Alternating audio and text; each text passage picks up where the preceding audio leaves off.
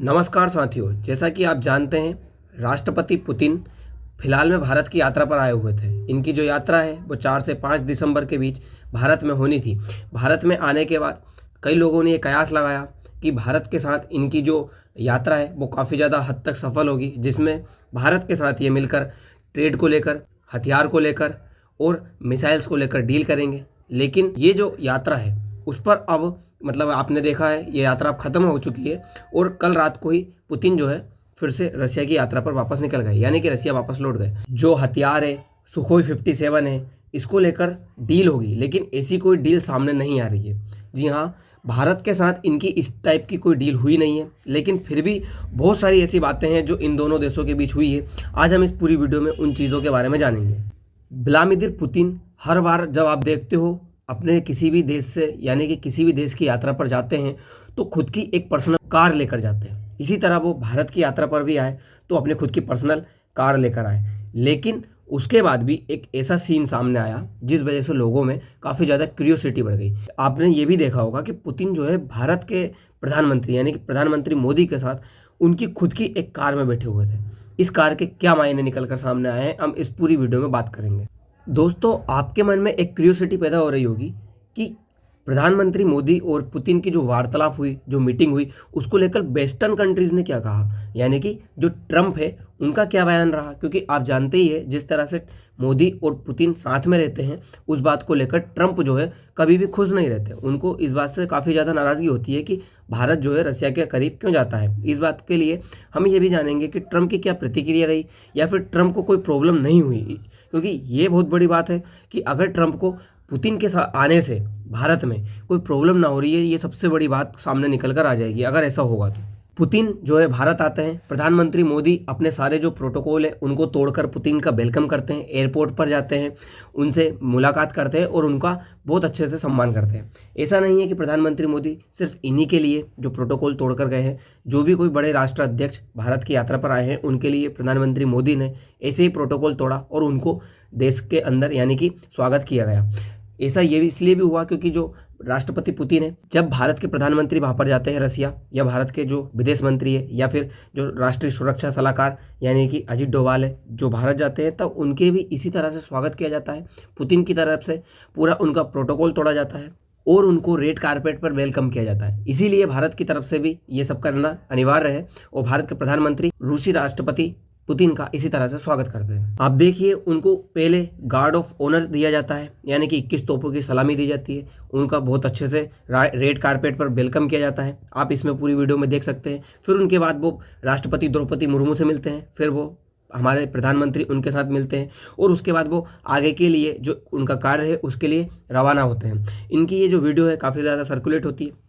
जो राष्ट्रपति पुतिन है वो हमारे राष्ट्रपति द्रौपदी मुर्मू से मिलते हैं। ऐसा इसलिए है क्योंकि हमारे देश में सर्वोपरि जो है वो प्रेसिडेंट होता है, इसीलिए एक राष्ट्राध्यक्ष को राष्ट्राध्यक्ष से मिलवाया जाता है। और इनकी ये जो मीटिंग है वो सबसे बड़ी मानी जाती है क्योंकि इसके बाद इन्होंने राष्ट्रपति भवन भी गए, उनके बाद वहाँ पर उनकी जो फोटोशूट है वो फोटोशूट भी होती है। इसके बाद राष्ट्रपति पुतिन की जो मुलाकात है वो सारे कैबिनेट मिनिस्टर से भी होती है, जिसमें आप जयशंकर साहब के साथ इनकी जो तस्वीर है वो देख सकते हो, क्योंकि ये सबसे मिले थे। उसमें ही सिलसिले में इन्होंने जयशंकर साहब से भी मिले, राष्ट्रीय सुरक्षा सलाहकार जो हमारे अजीत डोभाल साहब है उनसे भी मिले, और लगभग पूरे कैबिनेट से मिले। और साथ में जो पुतिन है उन्होंने भी अपना सारा कैबिनेट को लेकर साथ में आए थे, इसीलिए इनका जो कैबिनेट है वो हमारे कैबिनेट से मिलता है।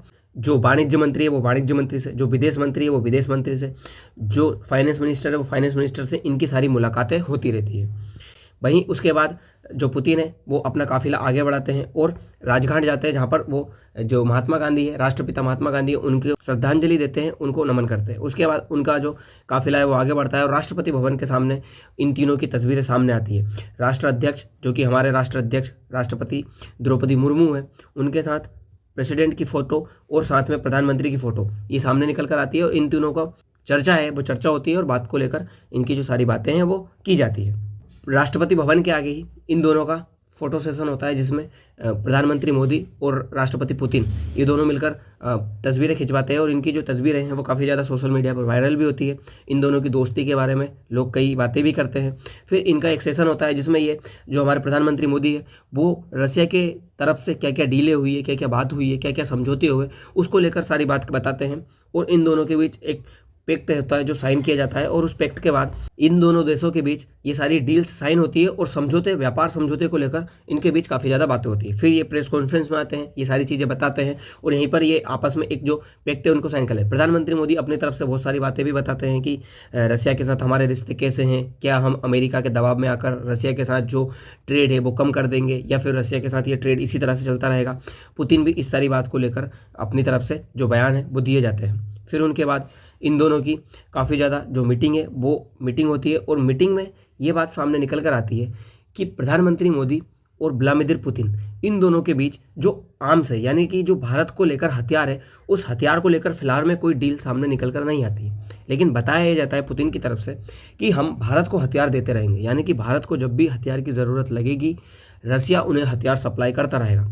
S-500 या फिर सुखोई 57 को लेकर फिलहाल में कोई डील नहीं हुई है, कोई भी चर्चा जो है सामने नहीं आई है। दोनों देशों के बीच जो फिलहाल में बड़ी बातें हैं, उन बड़ी बातों में 10 बातें सामने निकल कर आई है, जिसमें मेक इन इंडिया के तहत जहाज का निर्माण किया जाएगा, यानी कि अब जो जहाज बनेंगे वो भारत में ही रहकर बनाए जाएंगे। जैसे कि कोई फाइटर जेट्स हो गए, और भारत और रसिया अब जो है जो प्लेन है वो प्लेन आपस में मिलकर बनाने लगे हैं, जो कि पैसेंजर प्लेन है वो साथ में ही बनेंगे, जिसके तहत ये मेक इन इंडिया के तहत आ जाएगा। वहीं रूस के जो नागरिक हैं उनके लिए 30 दिन का वीज़ा फ्री रहेगा, ये टूरिज्म वीज़ा रहेगा, और 30 दिन का ग्रुप टूरिज्म वीज़ा भी इनको फ्री दिया जाएगा। मतलब जो रूस के नागरिक है वो भारत में 30 दिन तक बिना वीज़ा के घूम सकते हैं।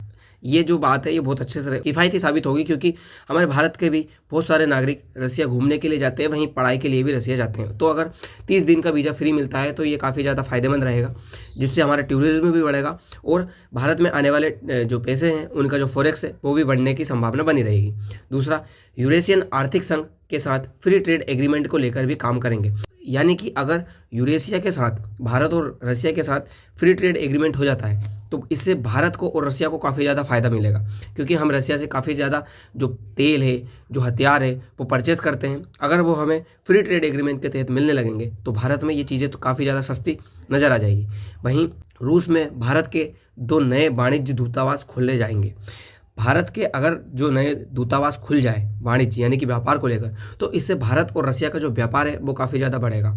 वहीं इन दोनों का जो व्यापार है वो आपसी रूबल और रुपए में इनका जो व्यापार है वो व्यापार होगा, और डॉलर की जो वैल्यू है वो डॉलर की जो वैल्यू को काफ़ी ज़्यादा हद तक कम किया जाएगा। हालांकि इन दोनों देशों ने ये कहा है कि हम एकदम से ये सारी चीज़ें नहीं करेंगे, क्योंकि फ़िलहाल में जो डॉलर की वैल्यू है वो मार्केट में काफ़ी ज़्यादा बनी हुई है, और अगर एकदम से डॉलर को ये बंद कर देंगे तो फिर मार्केट में सप्लाई की जो चेन है वो काफ़ी ज़्यादा दिक्कत में आ जाएगी, और अगर ऐसे रुपए में व्यापार होगा तो कोई व्यापार कर नहीं पाएगा। जो फ्यूल सप्लाई है वो बिना रोक टोक के की जाएगी, जारी रखी जाएगी। पुतिन ने ये तक कहा है भारत के लिए कि आप जो ट्रंप है उनकी बातों से या उनके प्रेशर में आकर ऐसा मत करिए कि आपको नुकसान हो। अगर आपको लग रहा है कि रसिया से तेल खरीदना आपके लिए फ़ायदेमंद है तो आप रसिया के साथ तेल खरीदते रहिए। रसिया आपको तेल परचेस करने में काफ़ी ज़्यादा हेल्प करेगा और सस्ता तेल हम आपको देते रहेंगे। भारत और रूस के बीच 60 अरब डॉलर का व्यापार हो रहा है, जो कि टारगेट किया गया है कि इसे 100 अरब डॉलर तक ले जाया जाए, यानी कि 100 बिलियन डॉलर का व्यापार 2030 तक टारगेट रखा गया है कि भारत और रसिया के बीच ये व्यापार बढ़ जाए। वहीं अंतर्राष्ट्रीय ट्रांसपोर्ट रूट बना रहे हैं, जो कि बेलारूस के सामान सीधे हिंद महासागर तक पहुंचेगा, यानी कि ऐसा एक रूट बनेगा जो कि बेलारूस से होकर जाता है, उसी तरह से ये हिंद महासागर तक भी पहुंचेगा, और भारत के साथ रसिया की जो कनेक्टिविटी है वो काफ़ी ज़्यादा मजबूत होगी और सरल हो जाएगी। वहीं भारत और रूस के बीच बिजनेस का जो 1 साल है वो 12% तक बढ़ा रहेगा। वहीं भारत और रूस मिलकर भारत में सबसे बड़ा न्यूक्लियर पावर प्लांट है जो बनाएंगे। भारत में अगर न्यूक्लियर पावर प्लांट बनेगा तो इससे भारत को ही काफ़ी ज़्यादा फायदा मिलेगा, क्योंकि आप जानते हैं रसिया के पास ये न्यूक्लियर पावर को लेकर बहुत सारी चीज़ें हैं। अगर भारत को ये मेक इन इंडिया के तहत भारत में ही ये बनने लगेंगी तो भारत में जो एनर्जी है वो काफ़ी ज़्यादा सस्ती हो जाएगी। जो रूस है वो चाहता है कि जो वेस्टर्न मीडिया है वो काफ़ी ज़्यादा भारत में और रसिया के बीच जो गलतफहमी वो फैलाती रहती है, इन दोनों के बीच घाटा है वो करवाती रहती है, तो क्यों ना भारत और रसिया की अपनी खुद की एक न्यूज़ एजेंसी खोली जाए। इसी को लेकर रूस ने रूस टुडे जो नाम की एक चैनल है वो भारत के अंदर लॉन्च करने का ऐलान किया है, जिससे भारत और रसिया के बीच जो सही न्यूज़ है वो न्यूज़ निकल कर सामने आएगी, और इन दोनों देशों के बीच जो भी मिसअंडरस्टैंडिंग है वो किसी तरह से नहीं की जाएगी। यानी कि वेस्टर्न जो मीडिया है इन दोनों देशों के बीच काफ़ी ज़्यादा कुछ ना कुछ करवाने के लिए तुली रहती है। वहीं रसिया ने यह कहा कि आपके पास जो मेन पावर है वो काफ़ी ज़्यादा है, हमारे पास उतनी मेन पावर नहीं है। आप जानते ही भारत के पास जो मजदूर है या फिर आप कहें हमारे पास जो जनता है वो काफ़ी ज़्यादा है। अगर इसका सही तरह से यूज़ किया जाए तो भारत, रसिया, ये दोनों देश मिलकर काफ़ी ज़्यादा आगे निकल सकते हैं। हेल्थ केयर और मेडिकल को लेकर ये कहा गया है कि मेडिकल को लेकर जो एजुकेशन है वो रसिया में दी जाती है और वो भारत के लिए और सुगम व सस्ती की जाएगी। वहीं फूड सेफ्टी को लेकर कहा गया है कि जो फूड सेफ्टी है उसके स्टैंडर्ड को काफ़ी ज़्यादा बढ़ाया जाएगा। फूड सिक्योरिटी को लेकर भी इन्होंने काफ़ी ज़्यादा अपने बीच में बात की है। वही जहाज़ निर्माण को, जैसा कि मैंने आपको बताया, इन्होंने कहा कि मेक इन इंडिया के तहत अब भारत में ही बनने लगेंगे। समुद्री सुरक्षा को लेकर भी बात की गई। भारत की जो नेवी है और जो रसिया की नेवी है वो आपस में मिलकर काफ़ी ज़्यादा युद्ध अभ्यास करेंगे, समुद्री अभ्यास करेंगे, जिससे भारत और रसिया की जो नेवी है वो साथ में मिलकर किसी भी मुसीबत से सामना कर सकें या किसी देश के साथ अगर युद्ध होता है तो वो दोनों मिलकर लड़ सकें। कृषि और फर्टिलाइज़र को लेकर भी बात की गई है। आप जानते हैं हम रसिया के साथ काफ़ी ज़्यादा उर्वरक है वो भारत में बुलवाते हैं, लेकिन अगर ऐसा होगा कि ये भारत में फर्टिलाइजर्स बनने लगे तो भारत के अंदर जो DAP है, जो यूरिया है, वो काफ़ी ज़्यादा सस्ता हो जाएगा और भारत के किसानों को ये चीज़ें मिलने लगेंगी। परमाणु ऊर्जा को लेकर भी सहयोग बढ़ाया गया है। आपको पता ही है भारत के अंदर अगर न्यूक्लियर पावर प्लांट लग जाएगा जिससे परमाणु ऊर्जा भारत में मिलने लगेगी तो भारत के अंदर ये सारी चीज़ें काफ़ी सरल हो जाएगी। आपने एक ये वीडियो भी देखी होगी जिसमें जो पुतिन है वो हमारे प्रधानमंत्री मोदी के साथ फॉर्च्यूनर की एक गाड़ी में जाते हैं। ये गाड़ी का इतना ज़्यादा चर्चा हो जाती है कि प्रधानमंत्री मोदी के पास अपनी खुद की रोल्स रॉयस है उनके पास, और जो रसिया के प्रेसिडेंट है वो अपनी खुद की कार लेकर आए हैं। फिर भी एक कंपनी है जो कि जापानी कंपनी है, उस कंपनी में कार है टोयोटा, उस टोयोटा की फॉर्च्यूनर में क्यों सफ़र कर रहे हैं, इस बात को लेकर फिर पता लगाया जाता है कि जो टोयोटा है वो तो जापानीज कंपनी है और जापान जो है वो फिलहाल में अमेरिका से खफा हुआ है। आपको पता है जो वेस्टर्न कंट्रीज़ है उसकी वजह से जब से हिरोशिमा और नागासाकी पर बम फेंका गया था तब से जापान ने ये कहा था कि हम अपनी कोई भी सेना नहीं रखेंगे, हमारी सिक्योरिटी जो है वो US के हाथ में रहेगी। लेकिन जापान ने अभी कहा है कि अभी हम हमारी सेना बढ़ाएंगे और सेना में इन्वेस्ट करेंगे, यानी कि जापान अमेरिका पर से विश्वास उठाने लगा है। अगर ऐसा होता है कि जापान जो है अमेरिका से पीछे हटता है या अमेरिका को साथ छोड़ता है तो ये अच्छा मौका है कि जापान को एशिया की तरफ से भारत और रसिया के साथ किया जाए। अगर पूरा एशिया एक हो जाता है तो वेस्टर्न कंट्रीज़ को काफ़ी ज़्यादा नुकसान पहुंचाया जा सकता है। या वेस्टर्न कंट्रीज़ को लेकर जो भारत के ऊपर सैंक्शंस लगाए जा रहे हैं, जो एशियन कंट्रीज़ के ऊपर वेस्टर्न कंट्री सैंक्शंस लगा रही है, उससे बचा जाएगा और इन पर जो डिपेंडेंसी है वो कम की जाएगी।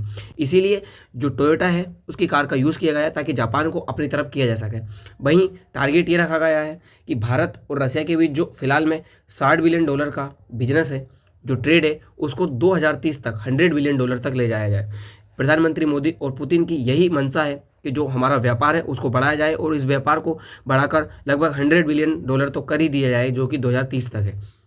वहीं फ्यूल को लेकर पुतिन ने ट्रंप को काफ़ी ज़्यादा तंज कसे और ट्रंप को काफ़ी ज़्यादा खरी खोटी सुनाई। उन्होंने ये तक कहा कि जिस तरह से ट्रंप भारत के ऊपर सैंक्शंस लगा रहे हैं कि भारत है वो परचेस कर रहा है ऑयल रसिया के साथ, तो फिर वो खुद भी तो परचेस कर रहे हैं रसिया से ऑयल। अगर ऐसी बात है तो वो खुद भी ऑयल है वो खरीदना बंद करें, क्योंकि उन्होंने इस बात को लेकर तो कहा है कि हम 2027 तक तेल परचेस करेंगे, उसके बाद बंद करेंगे। लेकिन फिर भारत के लिए वो इस तरह से जो रणनीति है वो क्यों कर रहे हैं, जो दोगलापन है वो बिल्कुल ना करें। इसको लेकर पुतिन ने ट्रंप की जो रणनीति है उसको गलत बताया और ट्रंप को काफ़ी खरी खोटी भी सुनाई। उन्होंने कहा कि यूरोप भी जो है वो भी रसिया के साथ काफ़ी ज़्यादा ऑयल परचेस करता है, गैस परचेस करता है, लेकिन इस पर तो कोई सवाल नहीं उठा रहा है अमेरिका। फिर भारत के ऊपर ही क्यों एलिगेंस लगाया जा रहा है। अगर भारत को वो चाहता है कि भारत पूरी तरह से जो ऑयल परचेज है वो बंद करे, तो फिर आपको भी अपने यहाँ पर जो ऑयल परचेज है वो बंद करना पड़ेगा। आप भी अपने यहाँ से जो ऑयल है वो ना खरीदें। फिर उसके बाद पुतिन की ये सारी मीटिंग्स होती है और सारी चीज़ें सामने निकल कर आती है, जिसके बाद पुतिन की ये वीडियो सामने निकल कर आती है कि वो फिर से जो है रसिया जाने के लिए रवाना हो गए हैं। ये आप देख सकते हैं, वो प्लेन में बैठे और प्लेन में बैठकर उन्होंने भारतवासियों को अच्छे से अलविदा कहा। उसके बाद वो प्लेन में बैठकर सवार हो गए और रसिया के लिए रवाना हो गए। लगभग रात को 9 बजे ये फिर से रसिया के लिए रवाना हो चुके हैं और रसिया ये निकल चुके हैं। तो दोस्तों फिलहाल के लिए इतना ही, मिलते हैं अगली वीडियो में। धन्यवाद।